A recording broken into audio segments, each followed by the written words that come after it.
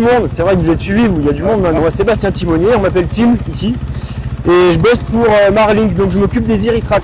On a déjà une équipe sur Bivouac qui fait le départ bivouac et qui contrôle le fonctionnement de l'Iritrack dans tous les... On fait un dépannage hier. C'est qui coûte 115. Voilà. Qui coûte 115. D'accord, ouais, ils sont déjà au courant. Et donc il les contrôle en sortie DL, donc départ liaison. Ouais. Et ensuite, nous on fait quand même un deuxième contrôle ici. On est le dernier filtre avant la spéciale, quoi. Okay. Voilà. Perte de com, en fait, l'Iritrack il va aller chercher, il va faire un rock, ce qu'on appelle un rock. Il va aller chercher les autres Iritrack aux alentours pour utiliser leur position, pour envoyer ces informations. Okay. Exactement. En fait, on a deux systèmes de tracking. On a le GPS et l'Iridium. Le GPS, c'est une triangulation comme un GPS classique d'une moto. Et l'Iridium, lui, va chercher un satellite qui va rayonner et une fois qu'il sera parti, il va en accrocher un autre et ainsi de suite. En gros, c'est un peu une double sécurité. Le GPS, il va envoyer la position toutes les secondes. On va avoir une trace très précise. Et l'Iridium, lui, il va envoyer toutes les 5 minutes, l'accéléromètre à l'intérieur. Donc si jamais il y a une baisse de vitesse d'un coup, tu passes de 80 à 0, on a l'info. Il y a un inclinomètre, c'est-à-dire que si la moto tombe, elle bascule, si la voiture se retourne ou quoi que ce soit, on a l'info. S'il vient pour aider quelqu'un ou s'il a une galère ou quoi que ce soit, c'est pris en compte. Et après, il y a le bouton rouge qui, lui, c'est l'alarme. Okay. C'est vraiment, j'ai une galère, et là, c'est les hélicos, c'est, tu vois, en fonction de ce qui se passe. Okay. Par exemple, si tu en as un qui remonte la file à l'inverse des autres, tout le monde va se mettre à biper. Okay. C'est le sentinelle qui... voilà. Okay, je reçois deux infos. ODSS, merci de vérifier l'alpha du 108 et du 74. Ok. Ça tombe bien. Donc voilà, Mika est arrivé, je suis allé vérifier le truc et tout ça. Et en gros, on a les infos de notre centre de contrôle en continu qui tombe. Okay. Et puis Iritrack a lui-même d'autres antennes à l'intérieur qui fonctionnent aussi bien. Ah ok. Tu vois. Et c'est tout redondant. Ouais. En fait, les sécurités sont doublées, voire triplées. Enfin, ça déconne pas, quoi. Un gars qui se plante et les antennes sont arrachées, on peut pas le perdre. Okay. Tant que l'Iritrack, qui est quasiment indestructible, a de la batterie, on le perdra jamais. Donc s'il arrive ici, on dit voilà, l'Iritrack marche pas. Toi, tu as une solution de recours pour qu'il puisse démarrer la course? Bien sûr, identifie la panne. Parce que s'il ne fonctionne pas, ça peut venir de plusieurs trucs. C'est peut-être l'alimentation qui a été coupée, c'est peut-être un fusible qui a pété quelque part, ça peut être les antennes qui fonctionnent plus, il y a plusieurs pannes possibles. Et donc le dernier truc à faire, c'est évidemment de changer l'Iritrack. Ça prend un peu de temps, mais c'est faisable. Hein. On dépose la bulle, tac tac, c'est deux branchements et ça prend 5 minutes. Et si vraiment le gars est déjà dans le couloir, qu'on est dans le speed, là on lui colle une small track. C'est une petite balise en fait, beaucoup plus simple, qu'on peut mettre sur des véhicules logistiques lambda, tu vois, comme nos bus qui sont devant, comme les camions de catering, comme un peu tout ça. Et ça fait le même job. Ça nous fait le job à la place de l'Iritrack, le temps de l'étape. Ouais. Ça, c'est le point CH. Donc les gars arrivent, ils ont le temps de prendre un petit café ici, tu vois, ça c'est un peu convivial. Surtout quand tu as les top pilotes, ils arrivent, il fait nuit, les gars ils sont congelés. C'est un peu le rassemblement, tu vois, où tout le monde peut discuter, ça se détend, c'est cool. Donc les gars arrivent là. Donc là maintenant c'est des tablettes, donc c'est ce que vous entendez biper. Donc là c'est le roadbook qui se déclenche. Donc ils ont leurs premières informations, ils ont 5 minutes. Ils ont 5 minutes entre ici et le départ là-bas pour cogiter pour regarder un peu. Ouais, ils découvrent ici, ouais. Okay. Ouais.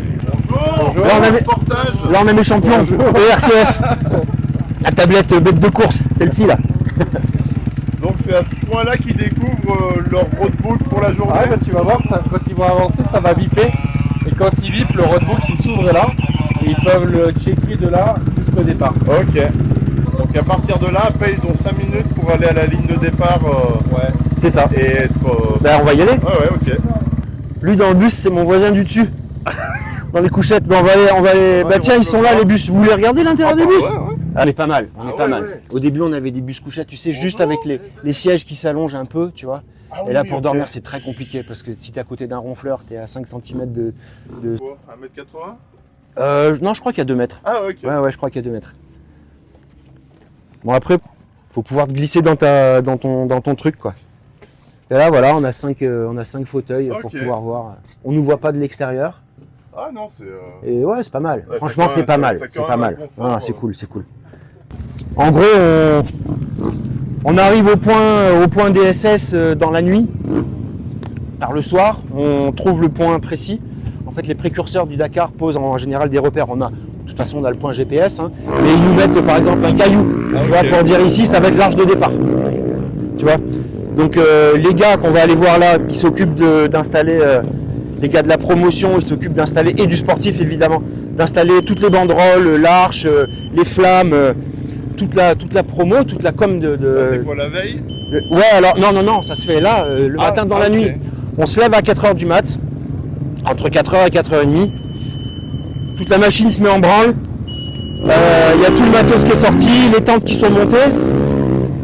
Et ça prend 2h, 2h30 de taf à peu près. Après on va déjeuner.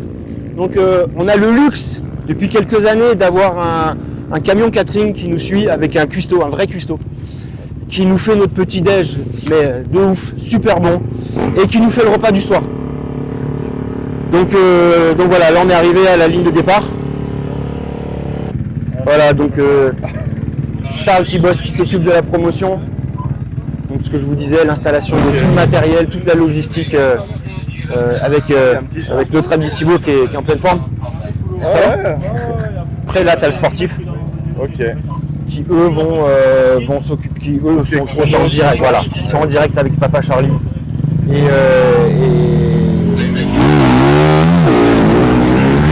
Voilà, on va pas les déranger parce que c'est le moment où ça bosse.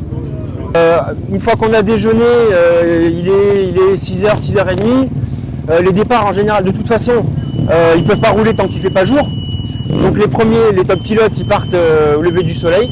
Donc c'est ce matin, tu vois, c'était 7h15 pour Adrien. Et ensuite, bah voilà, ça déroule jusqu'au dernier camion d'assistance qui va partir aujourd'hui à 12h01. Donc tu vois, là, il y a une semaine, c'était 14h20. Ah, ok. Et puis forcément, ça écrème toutes les 3 minutes pour les 10 premiers ou les 20 premiers. Ah, ok. Ensuite, c'est toutes les 2. Ensuite, et pour finir, toutes les 30 secondes. Parce qu'après, tu t'en sors pas. Tu vois, il y a tellement de monde. Tu vois, enfin, si les top pilotes, ils leur laissent de l'espace pour pas qu'ils se rattrapent trop vite. Toutes les 30 secondes aussi, c'est parce qu'il y a des gars, après, qui roulent en groupe. Ben, Mika, hein, il se colle souvent sur un wagon. C'est ça. Et tout le monde fait ça. Donc, ils aiment bien rester en groupe pour rouler ensemble, quoi. Parce que, voilà, donc une fois que tout le monde est parti, on démonte tout. Ok. On se fait un petit débrief, on mange nos rations. Ça dépanne bien. On est content de les avoir quand même, ces petites rations. Parce que le cuistot, il a pas le temps de nous faire à manger, tu vois. Et puis on est loin du bivouac et tout ça, puis il faut rouler, quoi. Donc on se tape, des fois on a 50 bornes, et puis des fois on a 1800, ou tu vois. Et on roule dans le bus, on est enfermé dans nos couchettes, et on roule jusqu'au prochain DSS. Merci beaucoup. Avec plaisir, les gars. Bonne journée à toi. Ben merci, bonne journée à vous. Grand paysage. C'est pas le plus gros sponsor, mais c'est le premier qui passe la ligne. C'est mon cousin.